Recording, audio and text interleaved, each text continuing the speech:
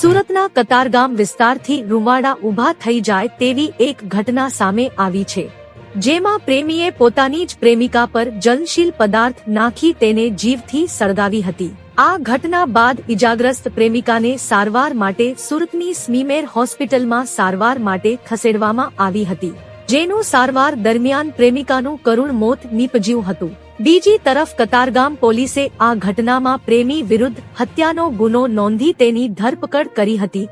પ્રાપ્ત માહિતી અનુસાર સુરતના કતારગામ લલિતા ચોકડી પાસે રાધા નામની મહિલા પોતાના પરિવાર સાથે રહેતી હતી અને છૂટક મજૂરી કરી પરિવારજનોનું ગુજરાન ચલાવતી હતું। રાધા 8 વર્ષથી શંભુ આડા નામના યુવાન સાથે લિવ ઇન રિલેશનશીપમાં રહેતી હતી। તેનો પતિ માનસિક રીતે અસ્થિર હોવાથી તેને છોડી મૂક્યો હતો અને 8 વર્ષથી શંભુ સાથે રહેતી હતી।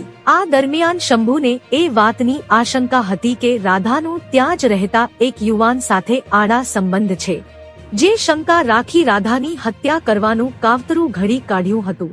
તો મિત્રો, હાલ માટે આટલું। મળીશું નવી અપડેટ સાથે જ। જો તમને અમારા વિડીયો પસંદ આવતા હોય તો વિડીયોને લાઈક કરી દેજો અને ભારત સમય ન્યૂઝ ચેનલને સબસ્ક્રાઇબ કરી બાજુમાં આવેલા બેલ આઇકોનને દબાવી દો, જેથી તમને આવા સમાચારની અપડેટ મળતી રહે।